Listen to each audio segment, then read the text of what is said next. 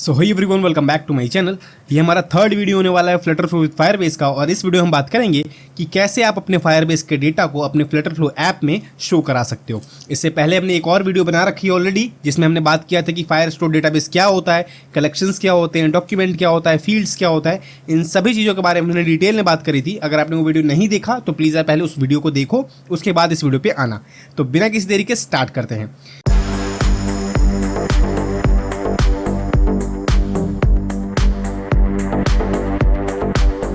अब देखो, data show करने के लिए हमें सिंपली जाना पड़ेगा अपने फायरस्टोर डेटाबेस में, जो कि है यहाँ पे। अब यहाँ पे जितने भी कलेक्शंस आपके ऐप में होंगे वो सारे यहाँ पे शो हो जाएंगे। हमें 3 दिख रहे हैं क्योंकि पिछले वीडियो में हमने तीनों बनाए थे। यूजर्स ऑलरेडी बना हुआ था, हमने टू डू और पोस्ट क्रिएट करके देखा था। बट अभी हम क्या करेंगे, एक कलेक्शन बनाएंगे, उस कलेक्शन में डेटा डालेंगे और उस कलेक्शन को अपने ऐप में शो करा के देखेंगे। बहुत ही सिंपल प्रोसेस है। सबसे पहले क्या करते हैं, कलेक्शन बनाते हैं। मैं सिंपली प्लस आइकन पे क्लिक करूंगा। यहाँ पे सबसे पहले आपको कलेक्शन का नाम डालना होगा। मैं यहाँ पे देता हूँ ऐसे डालते हैं पर्सनल डिटेल के नाम से, पर्सनल डिटेल्स। ठीक है, कुछ भी डाल सकते हो। मैंने सिंपली इसको किया क्रिएट।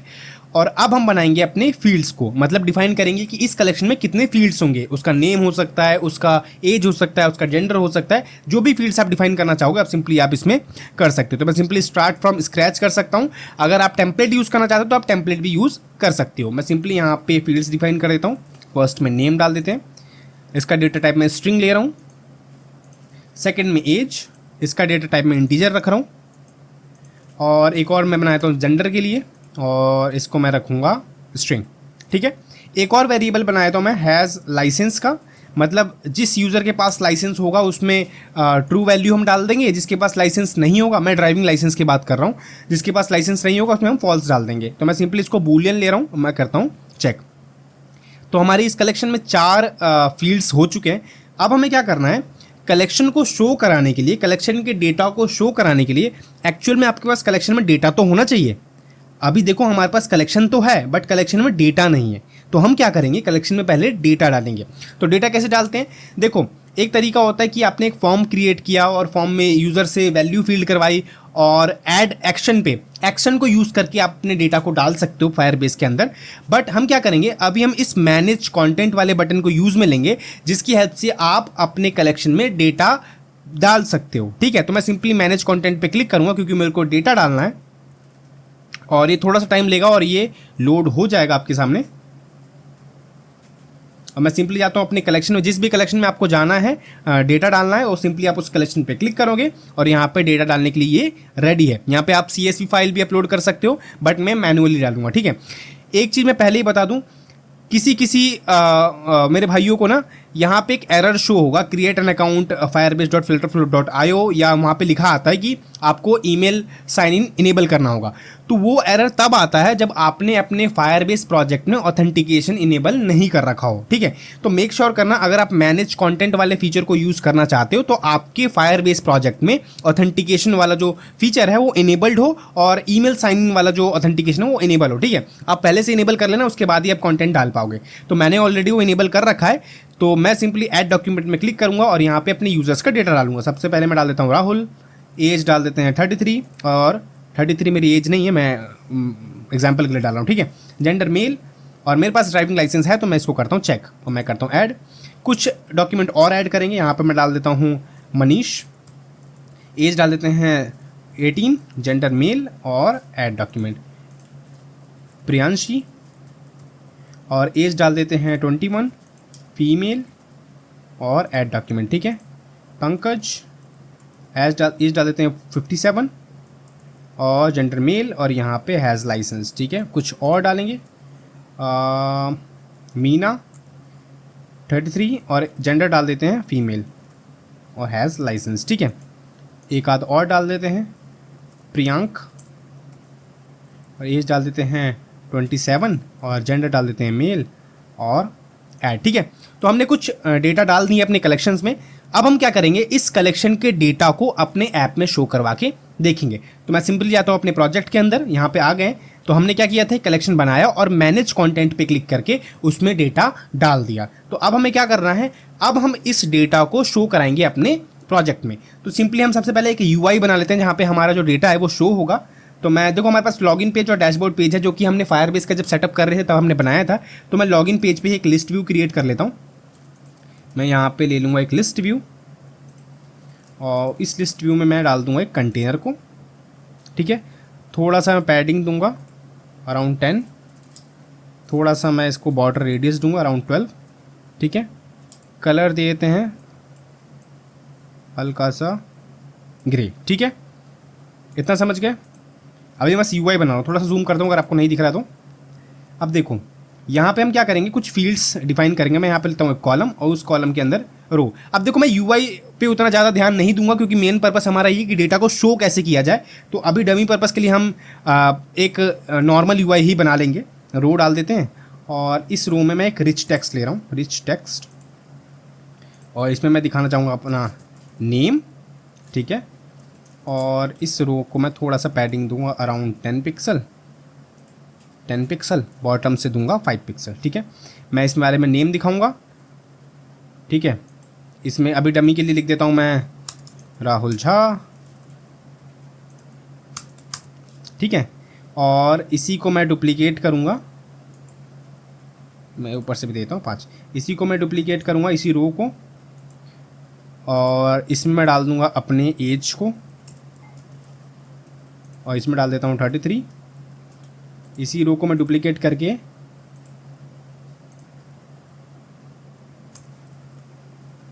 हैज़ लाइसेंस डाल देते हैं, ठीक है। और यहाँ पे एक और रो को डुप्लीकेट करके मैं यहाँ पे डाल देता हूँ। अब देखो ये ओवरफ्लो हो रहा है तो मैंने कंटेनर की हाइट शायद दे रखी होगी तो इसको मैं हटा देता हूँ, ठीक है। ये नॉर्मल हो जाएगा। और ऊपर वाले में मैं डाल देता हूँ एज, एज नहीं जेंडर, ठीक है। तो हमारे तीनों फील्ड्स बन चुके हैं। जेंडर में मैं डाल देता हूँ अभी के लिए मेल, ठीक है। तो मैंने सारे डिटेल डाल दिए हैं और यहाँ पे मैं लिख देता हूँ ट्रू। अगर है तो ट्रू आ जाए और ना है तो फॉल्स हो जाए, ठीक है। तो ये मैंने एक लिस्ट व्यू क्रिएट किया है। अब क्या करना है, हमें जो भी हमारे कलेक्शन में डेटा है उसको इस लिस्ट व्यू में शो कराना है, ठीक है। तो हम सिंपली क्या करेंगे, जब भी आप कलेक्शन पे, जब भी आप लिस्ट व्यू में या रो में या ग्रिड में आपको डेटा शो कराना है तो आप उसमें एक क्वेरी ऐड करते हो, ठीक है। नो मैटर वो API कॉल्स हो सकता है, वो एक क्वेरी कलेक्शन हो सकता है, वो एक डॉक्यूमेंट रेफरेंस हो सकता है, बट ऐड कैसे करना है हम ये देखेंगे। मैं सिंपली जाता हूँ लिस्ट व्यू में।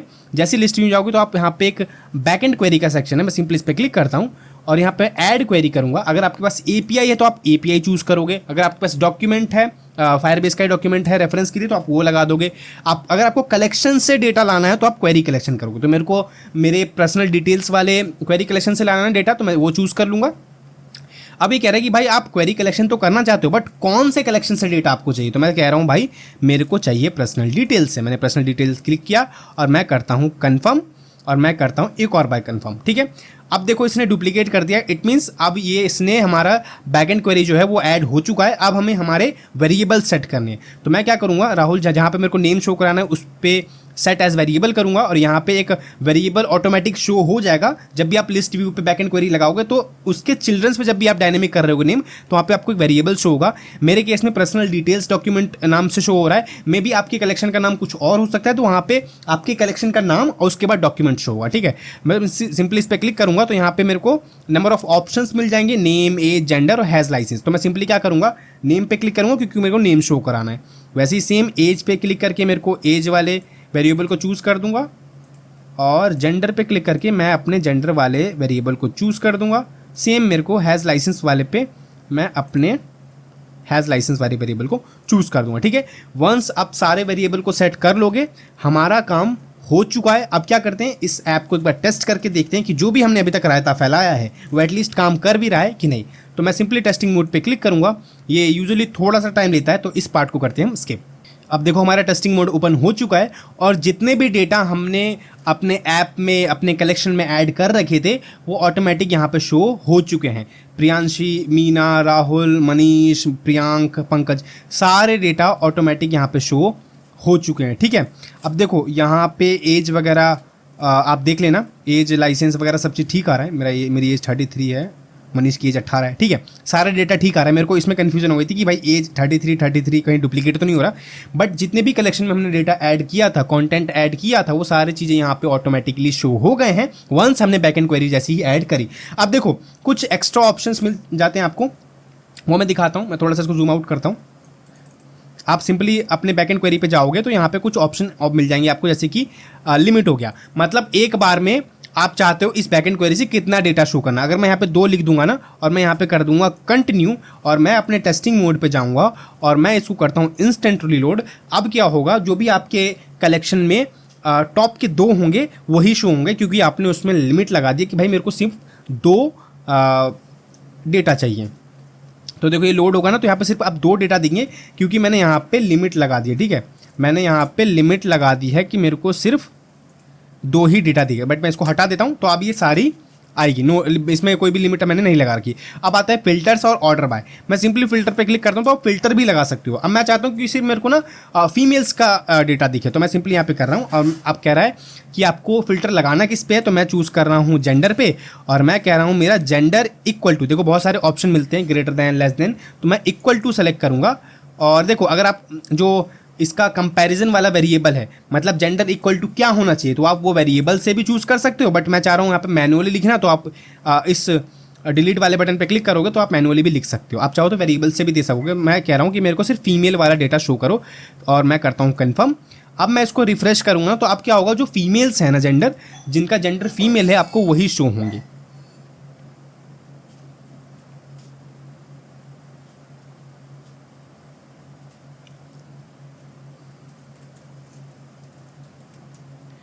अब देखो मेरे को 2 ही डेटा शो हो रहा है, क्योंकि जो भी फीमेल्स हैं और वही मेरे को डेटा शो हो रहा है। अब आप चाहो तो और भी फिल्टर लगा सकते हो। ठीक है, मैं इसको हटा के एक और फिल्टर ऐड कर रहा हूँ। आप मल्टीपल फिल्टर एक साथ भी लगा सकते हो और हटा हटा के भी लगा सकते हो। मैं चाह रहा हूँ कि भाई जिनके पास लाइसेंस है ना, लाइसेंस इक्वल टू ट्रू हो, मेरे को उन्हीं का डेटा चाहिए। ध्यान से देखो मैं फिल्टर लगा कैसे रहा हूँ। फर्स्ट में आपको चूज़ करना है कि जिससे कंपैरिजन करवाना है वो चूज़ कर लोगे वेरिएबल्स। अगर जेंडर से कराना है तो जेंडर चूज़ करना, एज से कराना तो एज चूज़ करना, नेम कराना तो नेम से। मैं हैज़ लाइसेंस कर रहा हूँ इक्वल टू, जो भी रिलेशन है, not equal to, less than, आप उस अपने हिसाब से चूज़ कर सकते हो जो भी आपकी रिक्वायरमेंट हो। मैं इक्वल टू चूज़ कर रहा हूँ और ये यहाँ पे होना चाहिए ट्रू, मतलब has licence equal to true. और मैं इसको करता हूँ कन्फर्म और मैं चलता हूँ अपने टेस्टिंग मोड में, इसको करता हूँ इंस्टेंट रीलोड। अब मेरे को वही लिस्ट शो होगी जिनके पास लाइसेंस होंगे। ठीक है, तो आप मल्टीपल फिल्टर्स भी ऐड कर पाओगे। मैं अभी मल्टीपल फिल्टर्स भी ऐड करवा के दिखाऊंगा जिसमें आप एंड और का भी यूज़ कर पाओगे। अब देखो जिनके पास लाइसेंस है, मेरे को वो सारे लिस्टिंग शो हो गए हैं। नो मैटर वो मीना हो, राहुल हो, पंकज हो, नो मैटर उनकी एज कुछ भी हो, जेंडर कुछ भी हो, बट मैंने यहाँ पे कंडीशन लगा रखी, जिनके पास लाइसेंस है वो मेरे को सारे डेटा शो हो जाएं। अब मैं चाहता हूँ जिनके पास लाइसेंस है और जो मेल है वही शो हो। तो आप कैसे लगाओगे 2 कंडीशन? अब मैंने ऑलरेडी एक कंडीशन लगा रखी है, मैं एक और फिल्टर ऐड करूंगा और यहाँ पे मैं करूँगा जेंडर, और जेंडर इक्वल टू मेल होने चाहिए। मैं सिंपली यहाँ पे लिखता हूँ मेल। अब देखो यहाँ पे एक एंड और का कॉन्सेप्ट है, मैंने ऑलरेडी बता रखा है अपनी पिछली वीडियो में एंड और में क्या फ़र्क होता है। देखो अगर आप और करोगे ना, तो और का मतलब होता है या तो उसके पास लाइसेंस हो या उसका जेंडर मेल हो, मतलब दोनों में से कोई एक भी सच हो बात तो वो लिस्टिंग शो करेगा। जैसे कि मैं इसको करता हूँ, इसको इंस्टेंट रीलोड। देखो मैंने अभी और पे कर रखा है ना, अब देखना अब ये क्या होगा, अभी क्या होगा, अब जिसके पास लाइसेंस है वो भी शो होंगे, या लाइसेंस नहीं है बट वो मेल है तो वो शो होंगे। अब देखो इसके पास लाइसेंस नहीं है बट वो मेल था तो शो हुआ, क्योंकि मैंने यहां पे लिख रखा है has license equal to true या जेंडर मेल हो। तो मतलब और में आ जाता है कि या तो ये भी ये कंडीशन ट्रू हो जाए या वो कंडीशन, दोनों में से कोई एक भी कंडीशन ट्रू हो जाए तो वो दिखेगा। बट मैं यहाँ पे अगर एंड चूज कर रहा हूँ और कंफर्म कर रहा हूँ, तो अब कंडीशन क्या है कि उसके पास लाइसेंस भी होना चाहिए और वो मेल होना चाहिए, तभी दिखाना। अब मैं इसको कर रहा हूँ इंस्टेंट रीलोड, तो अब वही बंदे शो होंगे जिनका जेंडर मेल है और जिनके पास लाइसेंस है। ठीक है, तो ये फिल्टर का कॉन्सेप्ट है। देखो ये फायरबेस का कॉन्सेप्ट नहीं है, ये कंडीशनल ऑपरेशंस होते हैं जो आपको पहले ही आना चाहिए। मैंने पहले की वीडियो में बहुत बता रखा है। ठीक है, अब देखो जिनके पास लाइसेंस है वो और जो मेल है वही यहाँ पे लिस्ट शो हो चुकी है। तो आई होप आपको क्वेरी कलेक्शन में फिल्टर लगाना आ गया हो। ठीक है, तो आप अपने लिस्टिंग को ऑर्डर भी कर सकते हो। मैं सिंपली यहाँ पे अगर चाहूँ कि नेम वाइज कर लूँ तो मैं सिंपली यहाँ पे नेम पे क्लिक करके इंक्रीजिंग डिक्रीजिंग चूज़ कर सकते हो। तो मैं यहाँ पे इंक्रीजिंग चूज़ करके कंफर्म कर रहा हूँ। और अब मैं क्या करूँगा, अब देखो यहाँ पे एक एरर आ गया, Firebase index is not properly deployed for your project, tap on setting to view development option. ठीक है, अब ये कह रहा है कि भाई फायरबेस अगर आप ऑर्डर वगैरह यूज़ करते हो तो इसमें फायरबेस इंडेक्सेस जो होते हैं उसको आपको डिप्लॉय करना पड़ता है। वो डिप्लॉय कहाँ से होगा, आप सिंपली जाओगे सेटिंग्स में और यहाँ पे फायर स्टोर इंडेक्सेस को डिप्लॉय कर दोगे। ठीक है, ये कुछ सेटिंग्स होती है जिसको आप डिप्लॉय करना चाहते हो, करना पड़ेगा आपको। अगर आप ऑर्डर वगैरह यूज़ कर रहे हो तो मैं सिंपली डिप्लॉय पे क्लिक करता हूँ और ये डिप्लॉय हो जाएगा। अब देखो ये डिप्लॉय यहाँ पे लिखा हुआ आ चुका है। इट मीन जो भी हमारे फायर स्टोर के इंडेक्सेस थे वो डिप्लॉय हो चुके हैं। तो चलते हैं अपने टेस्टिंग मोड पे, और टेस्टिंग मोड हमारा एक्सपायर हो चुका है। अब देखो यहाँ पे जो एरर आ रहा था ना वो भी हट चुका है। तो मैं सिंपली अपना टेस्टिंग मोड एक बार फिर से ओपन कर लेता हूँ और अब देखते हैं कि जो भी हमने अभी कंडीशन लगाई थी, कंडीशन क्या लगाई थी, जो भी हमारा जो नेम है वो ऑर्डर होके आए इंक्रीज़ करके। ठीक है, जो भी हमने यहाँ पे नेम लगाया है वो इंक्रीजिंग ऑर्डर में आए हमारा। ठीक है, तो देखते हैं, एक बार चलते हैं अपने टेस्टिंग मोड पे। ये थोड़ा सा यूजुअली टाइम लेता है तो इस पार्ट को करते हैं हम स्किप। अब देखो हमारा टेस्टिंग मोड ओपन हो चुका है और जो भी हमारे नेम्स थे, जो भी हमने कंडीशन लगाए थे उनकी लिस्टिंग शो हो चुकी है। और जो भी हमने ऑर्डर सेट कर रखा था नेम वाइज, अब पी जो है अल्फ़ाबेट्स में पहले आता है तो वो फर्स्ट पे है, और आर जो है वो पी के बाद आता है तो इसलिए वो सेकंड पे। आप कहोगे भैया दो ही क्यों दिख रहे हैं, तो हमने यहाँ पे कंडीशन और भी लगा रखे हैं कि हैज़ लाइसेंस और जेंडर मेल होना चाहिए। ठीक है, अगर मैं इन सारे फिल्टर्स को हटा दूँ, अब मैं कंफर्म करूं और आप देखते हैं कि सिर्फ मेल पे सॉरी मेल नहीं, मैं इसको करता हूं कंफर्म, और अब हमने फिल्टर नहीं लगा रखा, अब हम सिर्फ ऑर्डर लगा रखा है। तो अब मैं सिंपली इसको इंस्टेंट रीलोड करता हूं। अब देखना जो भी हमारे नेम्स है ना वो एक प्रॉपर ऑर्डर्स में आएंगे, जैसे भी अल्फ़ाबेट ऑर्डर में होते हैं ना, ABCDEFG। तो क्योंकि हमने इंक्रीजिंग ऑर्डर में लगा रखा है तो जो भी हमारे नेम्स होंगे वो एक पर्टिकुलर ऑर्डर में शो होंगे। पहले हमने दो दो फिल्टर लगा रखे थे इसलिए वो दो ही लिस्टिंग शो हो रही थी। तो अब देखना, अब देखो मनीष, मीना, पंकज, प्रियांक, प्रियांशी एक प्रॉपर ऑर्डर में लग चुके हैं, क्योंकि हमने यहाँ पे ऑर्डर बाय यहाँ पे इंक्रीजिंग लगा रखा है। आप डिक्रीजिंग में लगा सकते हो, नो मैटर मैंने नेम पे लगा रखा है, आप किसी और पे भी लगा सकते हो। ठीक है, तो आई होप आपको ये समझ में आया होगा कि आप कलेक्शंस का डेटा, जो भी आप फायर स्टोर में कलेक्शंस बनाते हो उसका डेटा रिट्रीव कैसे करके अपने लिस्ट व्यू या ग्रिड व्यू या अपने प्रोजेक्ट में कैसे शो कर पाओगे। ठीक है, तो अगर आपको इस वीडियो में कुछ भी सीखने को मिला हो तो प्लीज़ इस वीडियो को लाइक कर देना। आपने अभी तक इस चैनल को सब्सक्राइब नहीं किया तो प्लीज़ सब्सक्राइब कर दो, जिससे आने वाले सारे वीडियोज़ की नोटिफिकेशन आप तक मिल जाए। तो आज के लिए इतना ही, थैंक्स फॉर वॉचिंग।